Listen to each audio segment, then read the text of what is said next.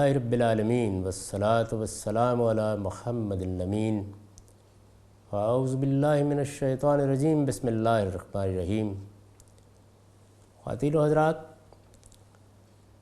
قانون سیاست کے ذیل میں چند ضمنی سوالات پر گفتگو کر رہا ہوں۔ پچھلی نشست پہ میں نے اس سوال کا جواب دیا تھا کہ مسلمانوں کے نظم اجتماعی سے اسلام کے مطالبات کیا ہیں۔ اب میں اس سوال پر گفتگو کرنا چاہتا ہوں کہ کیا جب مسلمانوں کی کوئی ریاست قائم ہوتی ہے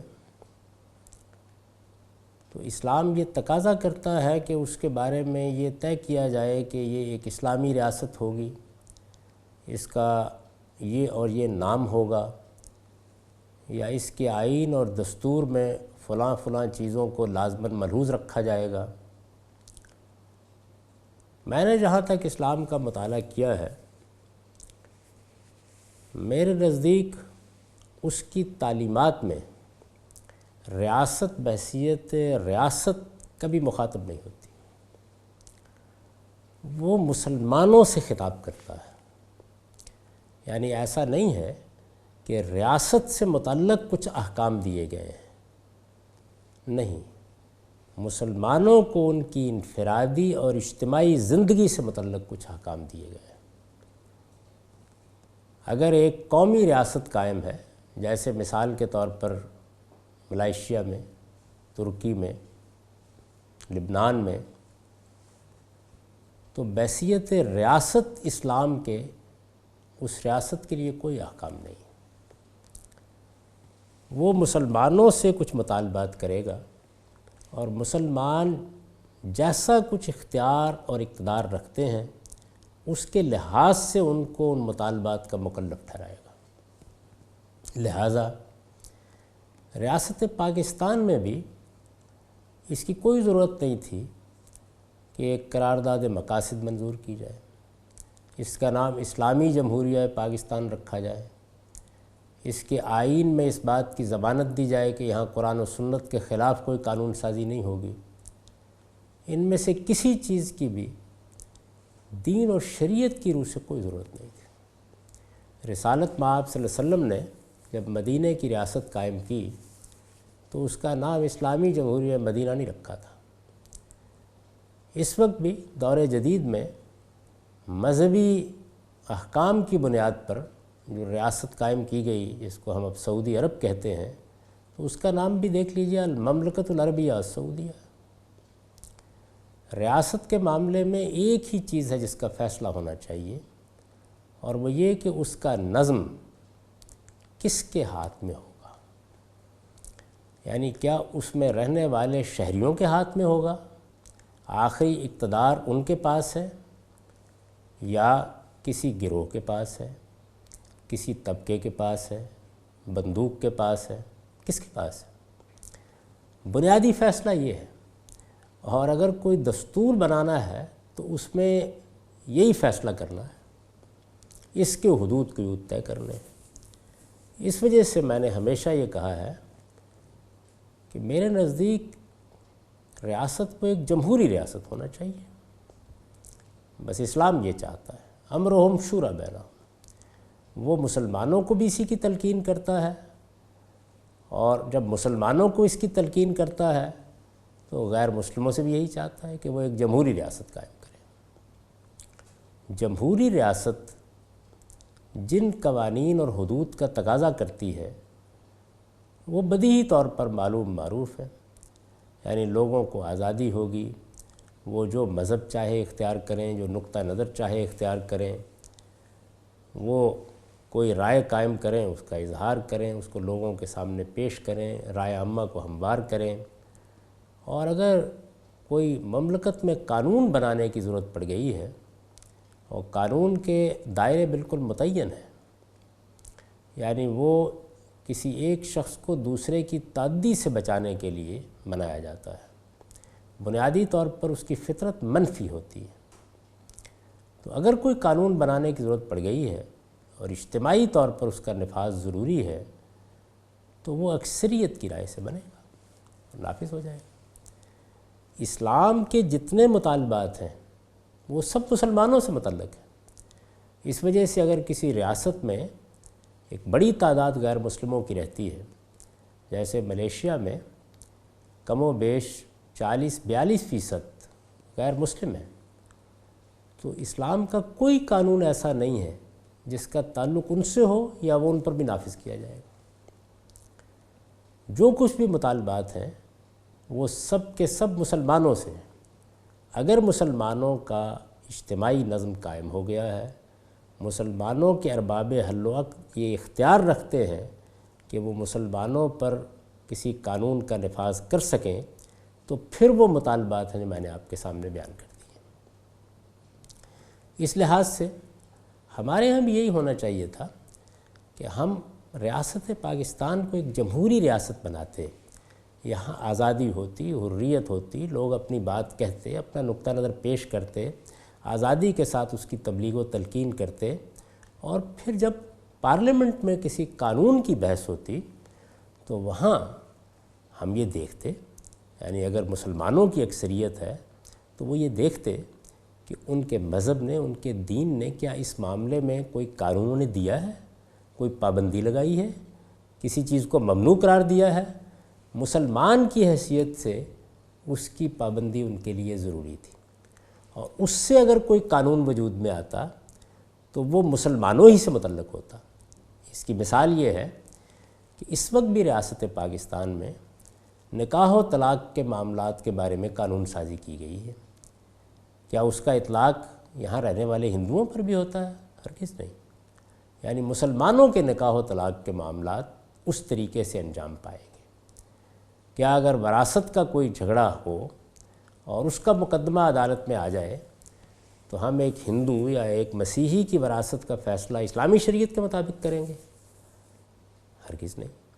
اس میں بھی یہی ہوگا۔ یہی معاملہ حدود کا ہے۔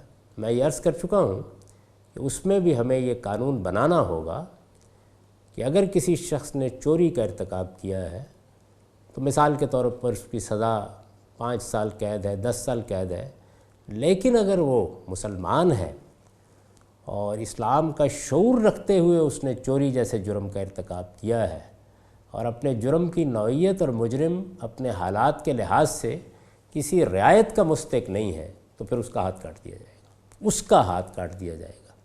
اب ظاہر ہے کہ جب قانون اس طریقے سے بنا دیا گیا ہے تو اس سے بھی کسی غیر مسلم کے متاثر ہونے کا کوئی اندیشہ نہیں۔ ریاست کے بارے میں میرے نزدیک یہ چیز واضح ہو جانی چاہیے۔ اس میں ایک اور بحث یہ پیدا کر دی جاتی ہے کہ جب اسلامی شریعت کی تعبیر کا مسئلہ پیدا ہوگا تو پھر کیا کیا جائے گا۔ یعنی یہ تو نہیں ہو سکتا کہ آپ مثال کے طور پر وراثت یا نکاح یا طلاق کے معاملے میں ہر فرد سے متعلق الگ الگ قانون رکھیں۔ ریاست کوئی قانون بنائے گی مسلمانوں کے لیے کہ ان کی وراثت کا مقدمہ اگر زیر بحث آئے گا یا نکاح و طلاق کا مقدمہ زیر بحث آئے گا یا ان میں سے کسی شخص نے چوری کا ارتکاب کیا ہوگا یا زنا کا ارتکاب کیا ہوگا تو اسے یہ سزا دی جائے گی یا اس کے ساتھ یہ معاملہ کیا جائے گا یا اس کا فیصلہ اس قانون کے مطابق ہوگا، تو اس میں آپ کو قانون کی تعبیر کرنا ہوتی ہے۔ میرے نزدیک یہ تعبیر علماء کرتے ہیں، اہل علم کرتے ہیں۔ اس سے پہلے بھی ہماری تاریخ میں اہل علم ہی یہ کام کرتے رہے ہیں۔ یہ تعبیر ابو حنیفہ اور شافعی اور مالک اور احمد بن حنبل نے کی ہے، اللہ تعالیٰ ان پر اپنی رحمت نازل کرے۔ اس کے بعد بھی اہل علم اپنی آراء دیتے رہے، آج بھی دے رہے ہیں، ریاست پاکستان میں بھی دے رہے ہیں، ریاست پاکستان سے باہر بھی دے رہے ہیں۔ جو تعبیرات سوسائٹی کے اندر موجود ہوں گی، جس طریقے سے ایک عام آدمی اپنی انفرادی زندگی کے لیے ان تعبیرات میں سے کسی تعبیر کا انتخاب کرتا ہے اور یہ انتخاب اس کو کرنا ہے، یہ حق اسے دیا گیا ہے۔ وہ جاہل سے جاہل ہے تو اپنے علم کے مطابق انتخاب کرے گا۔ ہو سکتا ہے کہ وہ نماز پڑھنے کے لیے اس میں رفع یدین کرنا ہے یا نہیں کرنا ہے، امام ابو حنیفہ کی رائے کو اختیار کر لے، اور ہو سکتا ہے کہ وہ امام بخاری کی رائے کو اختیار کر لے۔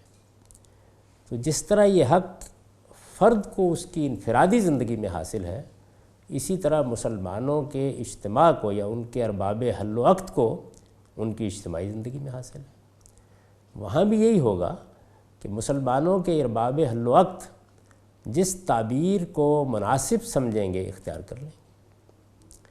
اس میں یہ بحث بے معنی ہے بالکل کہ پارلیمنٹ میں جو ارباب حل و عقد اس وقت بیٹھے ہوئے ہیں یا کل بیٹھے ہوئے ہوں گے، ان کا علمی کیلیبر کیا ہے اور وہ اجتہاد کی صلاحیت رکھتے ہیں یا نہیں رکھتے۔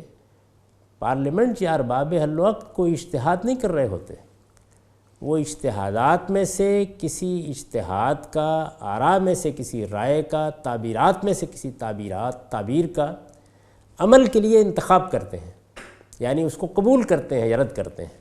اور یہ حق انفرادی حیثیت سے بھی ہر شخص کو حاصل ہے، اور یہ اجتماعی حیثیت سے بھی مسلمانوں کے ہر نظم اجتماعی کو حاصل ہے، یعنی ان کے ارباب حل و عقد کو حاصل ہے۔ اس لیے یہ بحث بالکل بے معنی ہے۔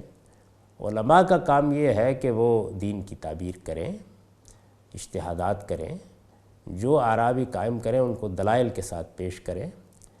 ان کا یہ کام نہیں ہے کہ وہ کسی چیز کو دوسروں پر مسلط کریں۔ افراد بھی اپنی انفرادی حیثیت میں آزادانہ طور پر فیصلہ کریں گے کہ انہوں نے کس عالم کی رائے کو قبول کرنا ہے، اور مسلمانوں کے ارباب حل و عقد بھی یا ان کا نظم اجتماعی بھی اپنی اجتماعی حیثیت میں اس کا فیصلہ کرے گا۔ اور وہ ہو سکتا ہے کہ آج ایک رائے کو اختیار کرے، اور ممکن ہے کہ کل کوئی دوسری رائے اختیار کر لے۔ جو رائے بھی اختیار کر لی جائے گی وہ مملکت میں مسلمانوں کے لیے قانون کے طور پر نافذ ہو جائے گی، جس کی میں نے چوری کی سزا کے معاملے میں مثال دی، یعنی اس طرح قانون بنا دیا جائے گا، وہ نافذ ہو جائے گی۔ فرض کیجئے کہ میرے نزدیک وہ تعبیر ٹھیک نہیں ہے، تو مجھ کو حق حاصل ہے کہ میں اس پر تنقید کروں، جیسے کہ ہم سیکولر قوانین پر تنقید کرتے رہتے ہیں۔ ان کی غلطی واضح کروں، رائے عامہ کو ہموار کروں، لوگوں کو بتاؤں کہ اس میں یہاں خامی ہے، اور پھر اس وقت کا انتظار کروں جب کہ اکثریت میرے نقطہ نظر کو قبول کر لے۔ جب تک یہ صورت نہیں پیدا ہوتی اس وقت تک وہی قانون رہے گا جس کو اس وقت ارباب حل و عقد کی اکثریت نے قانون بنا دیا ہے۔ اور اگر میں بھی کسی جرم کا ارتکاب کروں گا تو میری پیٹھ پر بھی اسی کے مطابق تازیانہ برسایا جائے گا۔ مجھے عام حالات میں بھی اس پر تنقید کا حق ہوگا اور اس وقت بھی، لیکن اس کی خلاف ورزی کا حق نہیں ہوگا۔ یہ جو ہمارے ہاں بعض اوقات یہ ہوتا ہے کہ ارباب حل و عقد اپنی اکثریت سے ایک قانون بنا دیتے ہیں اور پھر ہم ہنگامہ و احتجاج شروع کر دیتے ہیں، اور یہ تقاضا کرتے ہیں کہ یہ فیصلہ کرنا علماء کا کام ہے۔ اس میں کوئی شبہ ہی نہیں ہے کہ دین کے معاملے میں اس کے ماہرین ہی رائے دیں گے۔ وہ رائے اگر اس سے پہلے بعض اہل علم نے دی ہے تو وہ بھی سر آنکھوں پر، اور اب دی جائے گی تو وہ بھی سر آنکھوں پر، لیکن اس کو قبول کرنے کا فیصلہ یہ لوگوں نے کرنا ہے۔ یہ بات یاد رکھیے کہ فرد جب احناف کی رائے قبول کرتا ہے یا شوافع کی رائے قبول کرتا ہے یا حنابلہ کی رائے قبول کرتا ہے تو اس کے لیے مجتہد ہونا ضروری نہیں ہے۔ اللہ نے اتنی عقل ہر شخص کو دی ہے کہ وہ اپنے رب کو حاضر ناظر جان کر ایک صحیح رائے کا انتخاب کرنے کی کوشش کرے۔ جس طرح ایک مجتہد اجتہاد میں غلطی کر سکتا ہے، اسی طرح ایک مسلمان کسی رائے کے رد و قبول میں بھی غلطی کر سکتا ہے۔ اور اگر مجتہد سے غلطی ہوئی ہے اور نیک نیتی سے ہوئی ہے تو اس پر بھی اللہ اجر دے گا اور اس پر بھی مواخذہ نہیں کرے گا۔ ارباب حل و عقد کو بھی یہی کام کرنا ہے۔ چنانچہ علامہ اقبال کے زمانے سے پارلیمنٹ کے بارے میں جو بحثیں شروع ہوئی ہیں میں ان کو غیر متعلق سمجھتا ہوں۔ نہ اس کی ضرورت ہے کہ کوئی اسلامی نظریاتی کونسل بنائی جائے، نہ اس کی ضرورت ہے کہ پارلیمنٹ میں ضرور علماء کو بھیجا جائے۔ جائیں، اچھی بات ہے۔ اگر کوئی معاملہ زیر بحث آتا ہے اور اس کا تعلق اسلامی شریعت سے ہے تو جو جلیل القدر اہل علم اس زمانے میں موجود ہوں گے، ملک کے اندر یا ملک کے باہر، ان کی رائے لے لی جائے گی۔ یہ ہو سکتا ہے کہ پارلیمنٹ ان کو بلا کر ان کا نقطہ نظر سن لے، یہ ممکن ہے کہ جو کمیٹیاں قائم کی جاتی ہیں ان میں تفصیلی بحث بھی ہو جائے اور اہل علم اپنا اپنا نقطہ نظر پیش کر دیں، اس کے بعد پارلیمنٹ کو یا اس میں بیٹھے ہوئے ارباب حل و عقد کو فیصلہ کرنا ہے۔ ہمارے ہاں اگر یہ بنیادی اصول تسلیم کر لیے جائیں کہ علماء کا کام رائے دینا ہے، اپنا نقطہ نظر بیان کرنا ہے، جو تعبیر دین کی وہ درست سمجھتے ہیں اس کو پیش کرنا ہے، کسی مملکت میں رہنے والے افراد نے آزادانہ طور پر ان میں سے کسی رائے کو قبول کرنا ہے، اور یہی حق ارباب حل و عقد کو بھی حاصل ہے۔ اس سے جو قانون ملک میں نافذ ہو جائے گا وہ قانون نافذ العمل ہوگا، سب مسلمانوں کو اس کی پابندی کرنی چاہیے، اور اگر کسی کو اختلاف ہے تو اس کو اس سے اختلاف کا حق ہے، وہ اپنا اختلاف پیش کرے، اس کی خلاف ورزی کا حق نہیں ہے، اس سے اختلاف کا حق ہے۔ اور اگر آج یا کل یا برسوں کے بعد لوگ اس کے نقطہ نظر کے قائل ہو جاتے ہیں تو وہ نقطہ نظر نافذ ہو جائے گا۔ یہی وہ عملی طریقہ ہے جو جمہوریت میں باقی معاملات سے متعلق بھی اختیار کیا گیا ہے، یہی طریقہ ہم مذہب کے بارے میں بھی اختیار کریں گے۔ میں اس کا اگر خلاصہ کروں تو پہلی چیز یہ ہے کہ ریاست کا کوئی مذہب نہیں ہوتا، اس وجہ سے میرے نزدیک نہ ریاست کو اسلامی ہونا چاہیے نہ سیکولر۔ ریاست کی نوعیت میں سب سے اہم سوال یہ ہے کہ کیا وہ استبدادی ہے یا جمہوری، تو ریاست کو ایک جمہوری ریاست ہونا چاہیے۔ جمہوری ریاست کا مطلب کیا ہے؟ لوگوں کو آزادی ہے، اپنی رائے دینے کا حق ہے، رائے عامہ کو ہموار کر کے اپنا قائل کر لینے کا حق ہے، لیکن قانون وہی بنے گا جو اکثریت کی رائے کے مطابق ہوگا۔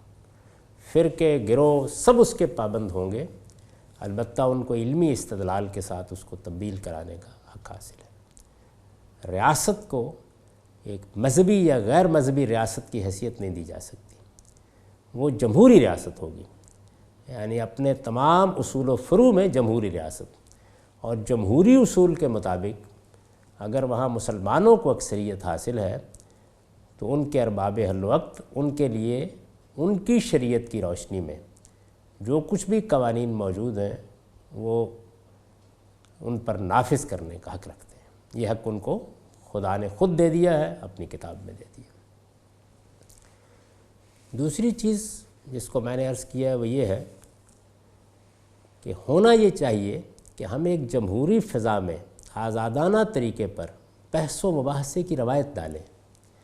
کسی آدمی کو یہ خوف نہ ہو کہ اب اگر کوئی مختلف رائے دے گا تو اس کے دین ایمان کی خیر نہیں ہے، اس کے خلاف پروپیگنڈے کا طوفان اٹھ کھڑا ہوگا اور ہنگامہ و احتجاج کے ذریعے سے اس کو خاموش کرانے کی کوشش کی جائے گی، بلکہ اب تو ہمارے ہاں بندوق سے بھی خاموش کرانے کی کوشش کی جاتی ہے۔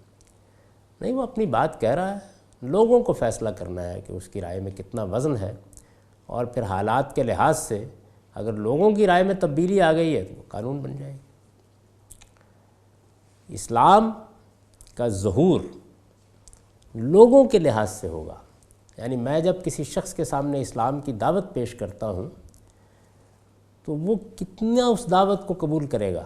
کیا وہ اگلے دن سے 5 وقت نماز پڑھنے لگ جائے گا یا 2 وقت پڑھے گا، یا کبھی پڑھے گا اور کبھی نہیں پڑھے گا؟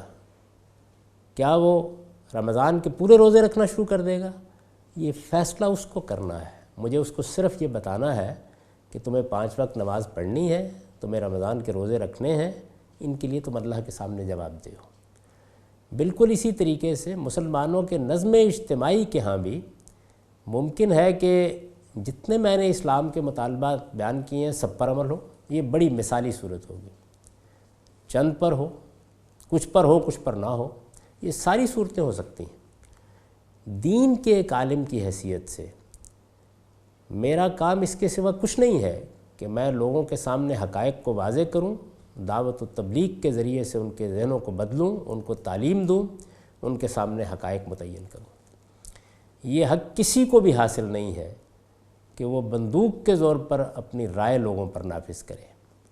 رائے کو پیش کیا جائے گا نہ ہنگامہ و احتجاج کے ذریعے سے، نہ اس کو مطالبہ بنا کر، دعوت دی جائے گی، استدلال پیش کیا جائے گا، اور لوگ فیصلہ کریں گے۔ انفرادی زندگی میں بھی لوگ فیصلہ کریں گے، اجتماعی زندگی میں بھی لوگ فیصلہ کریں گے، اور لوگ جتنے مسلمان ہوں گے ان کے اجتماعی نظم میں بھی اتنے ہی اسلام کا ظہور ہوگا۔ یہ نہیں ہو سکتا کہ اوپر ہم یہ توقع کریں کہ ابو بکر و عمر کی حکومت آ جائے اور نیچے عام لوگوں کا حال یہ ہو کہ وہ جھوٹ بولتے ہوں، بددیانتی کرتے ہوں، خیانت کرتے ہوں، کم تولتے ہوں، ان سے نہ کسی کی عزت محفوظ ہو نہ آبرو محفوظ ہو۔ یہ نہیں ہو سکتا۔ اس وجہ سے مسلمان علماء کی، دانشوروں کی جد و جہد کا محور بھی یہ ہونا چاہیے کہ اگر کسی جگہ استبدادی حکومتیں قائم ہیں تو وہ استبداد کے خلاف جد و جہد کرے اور ان کو ایک جمہوری نظم میں بدلنے کی صحیح کرے۔ وہاں اسلام کا ایک ہی حکم ہے جس پر پہلے بات کی جائے گی، اور وہ ہے امرہم شورا بینہم، اور دوسرے یہ کہ لوگوں کے اندر دین کا شعور پیدا کرے۔ اور جہاں پر جمہوری حکومتیں ہیں وہاں ظاہر ہے کہ پہلے معاملے میں تو اطمینان ہو گیا کہ لوگوں کی رائے سے حکومت بدلتی ہے، لوگوں کی رائے کی بنیاد پر قائم ہوتی ہے۔ وہاں صرف اس کی ضرورت ہوگی کہ لوگوں کے اندر دین کا سچا شعور پیدا کیا جائے، ان کی تعلیم تربیت کا اہتمام کیا جائے، تاکہ ان کی انفرادی زندگی میں بھی اور ان کی اجتماعی زندگی میں بھی اسلام کا جتنا کچھ ظہور ہم چاہتے ہیں وہ ہو۔ یہ وہ جگہ ہے جہاں پر علماء کو، دانشوروں کو کھڑا ہونا چاہیے۔